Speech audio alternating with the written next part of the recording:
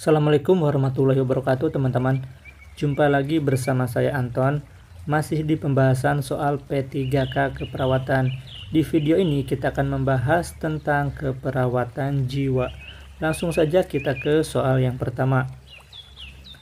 Seorang perempuan berusia 30 tahun dirawat di RSJ dengan marah-marah, menyendiri, tidak mau mandi dan kadang berbicara sendiri. Hasil pengkajian, pasien mengatakan mempunyai 4 anak dan sudah bercerai 1 bulan yang lalu. Merasa sendiri dan mengatakan, tolong sampaikan kepada keluarga saya untuk menjaga anak-anak saya. Mungkin saya tidak akan bisa merawat mereka lagi. Apakah masalah keperawatan pada kasus tersebut? A. Isolasi sosial. B. Risiko bunuh diri. C. Perilaku kekerasan. D. Defisit perawatan diri. E. Halusinasi pendengaran. Oke, untuk menentukan diagnosa keperawatan jiwa, kita melihat dulu tanda-tandanya. Di sini banyak ya teman-teman ya. Oke, kita bahas satu persatu. Pertama itu marah-marah. Marah-marah itu berarti ada risiko perilaku kekerasan ya, atau perilaku kekerasan ada ya.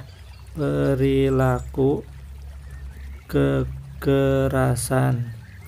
Kemudian menyendiri berarti isolasi sosial, ada juga ya, isos. Tidak mau mandi berarti defisit perawatan diri, saya singkat DPD. Kemudian kadang berbicara sendiri, itu halusinasi. Kemudian ada nih, tolong sampaikan kepada keluarga saya untuk menjaga anak-anak saya, mungkin saya tidak akan bisa merawat mereka lagi. Ini risiko bunuh diri ya, RBD. Kira-kira yang mana teman-teman masalah keperawatannya? Oke, berdasarkan teori, untuk menentukan masalah keperawatan jiwa dilihat dari yang terkini, kemudian yang mengancam nyawa, dan tanda yang banyak muncul. Tapi saya punya tips teman-teman.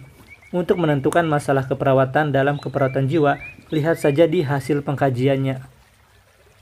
Hasil pengkajiannya apa? Jadi kalau yang bukan hasil pengkajian ini kita bisa eliminasi ya. Dari hasil pengkajiannya apa kira-kira teman-teman?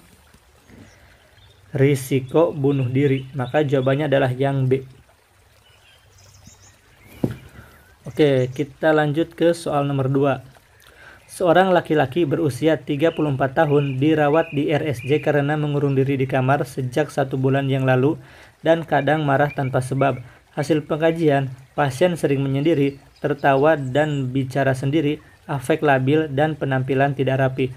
Keluarga mengatakan pasien di PHK setahun yang lalu. Apa tujuan tindakan pada kasus tersebut? A. Pasien mampu melakukan interaksi dengan lingkungannya. B. Pasien menunjukkan perilaku meningkatkan harga dirinya. C. Pasien mampu mengontrol perilaku marahnya. D. Pasien mampu mengontrol halusinasinya. Atau E. Pasien mampu melakukan kebersihan diri. Untuk menentukan tujuan tindakan pada kasus, berarti kita harus tahu dulu diagnosa keperawatannya. Kira-kira apa ini diagnosa keperawatannya? Oke, walaupun di sini ada kata misalnya mengurung diri di kamar, berarti itu adalah isos ya teman-teman, isolasi sosial. Kemudian ini marah-marah, ini berarti bisa RPK ya, risiko perilaku kekerasan. Tapi kita lihat dari hasil pengkajiannya. Hasil pengkajian, pasien sering menyendiri, tertawa dan berbicara sendiri, afek labil, dan penampilan tidak rapi. Nah, dari hasil pengkajiannya, ini pasien mengalami halusinasi ya teman-teman. Karena datanya juga sering muncul ya, tertawa, sering menyendiri, dan bicara sendiri, afeknya labil. Oke, maka tujuannya adalah yang mana teman-teman? Yang A, pasien mampu melakukan interaksi dengan lingkungannya, ini untuk isos ya, isolasi sosial. B, pasien menunjukkan perilaku meningkatkan harga dirinya, ini untuk harga diri rendah atau HDR. C, pasien mampu mengontrol perilaku marahnya, ini untuk RPK, risiko perilaku kekerasan. D, pasien mampu mengontrol halusinasinya. Nah, jawabannya adalah yang D. Kalau yang E, pasien mampu melakukan kebersihan diri, ini untuk DPD atau defisit perawatan diri. Lanjut ke nomor 3. Seorang laki-laki berusia 17 tahun dibawa ke IGD RSJ karena mengamuk di rumah. Hasil pengkajian, tatapan mata pasien tajam, tangan mengepal sambil mukul-mukul tempat tidur. Perawat akan melakukan pengikatan pada pasien. Apa prinsip etik yang dilakukan pada pasien tersebut? A. Non-maleficent, B. Beneficent, C. Otonomi, D. Veracity, atau E. Justice. Kita bahas satu persatu pilihan jawabannya. A. Non-maleficent itu apa? Tidak merugikan pasien ya, tidak merugikan pasien. Beneficent, berbuat baik. Berbuat baik. Kemudian otonomi, menghargai hak-hak pasien, menghargai hak pasien. Kemudian veracity apa teman-teman? Jujur. Justice, keadilan. Kira-kira yang dilakukan oleh perawat tersebut apa teman-teman? Perawat tersebut mengikat pasien ke tempat tidur agar tidak melukai atau tidak merugikan pasien tersebut. Maka jawabannya adalah yang A, non-maleficent. Kita lanjut ke soal nomor 4. Seorang perempuan usia 31 tahun dirawat di RSJ karena menolak minum obat dan bicara sendiri. Menurut keluarga, pasien dekat dengan ibunya yang meninggal 1 tahun yang lalu. Selalu dimarahi oleh ayahnya, pernah tidak naik kelas, dan pernah ditinggal pacarnya 2 tahun yang lalu. Hasil pengkajian, pasien mengatakan malu karena belum menikah. Apakah faktor presipitasi pada kasus tersebut? A. Kehilangan orang yang dicintai, B. Gagal menikah, C. Gagal pendidikan, D. Putus obat, atau E. Pola asuh. Oke, kita harus bisa membedakan dulu faktor presipitasi dan predisposisi. Kalau presipitasi itu pencetus ya, pencetus.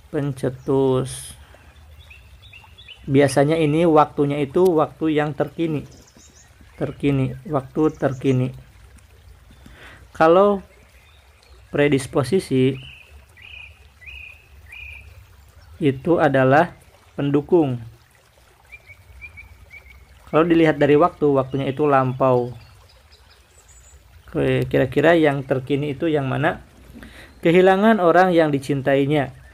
Orang yang dicintainya adalah pasien dekat dengan ibunya yang meninggal 1 tahun yang lalu. Berarti ini lampau ya teman-teman, masuk ke faktor predisposisi. Kemudian gagal menikah mana? Pernah ditinggal pacarnya 2 tahun yang lalu. Oke, berarti itu juga faktor predisposisi. Gagal pendidikan, pernah tidak naik kelas berarti saat yang lama juga ya, bukan saat ini. Kemudian putus obat, ini seorang perempuan usia 31 tahun dirawat di RSJ karena menolak minum obat. Nah, ini adalah yang terkini ya, karena menolak minum obat maka dia masuk rumah sakit. Ini berarti faktor presipitasi atau faktor pencetus. Jawabannya adalah yang D.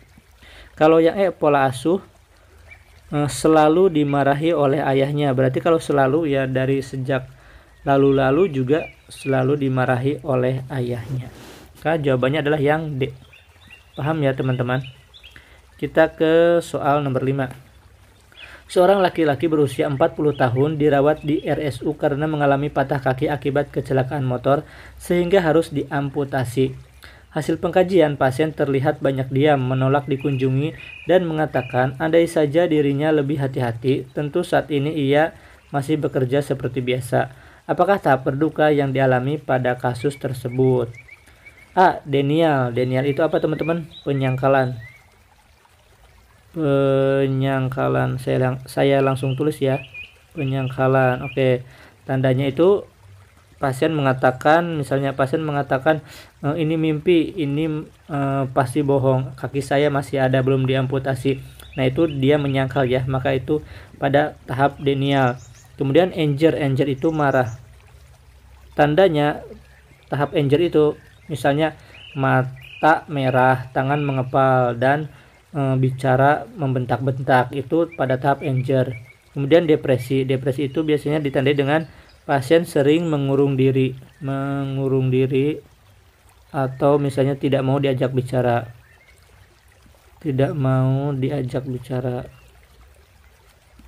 Kemudian yang D, bergaining itu menimbang-nimbang atau berandai-andai.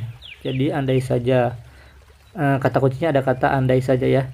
Berandai-andai. Oke, di sini ada kata andai saja, maka jawabannya adalah yang D. Kalau acceptance itu fase penerimaan ya. Jadi pasien tersebut sudah menerima dengan keadaannya. Penerimaan. Baik teman-teman, itu saja yang bisa saya sampaikan. Semoga bermanfaat. Sukses buat kita semua. Terima kasih sudah menonton sampai akhir. Akhir kata saya pamit. Wassalamualaikum warahmatullahi wabarakatuh.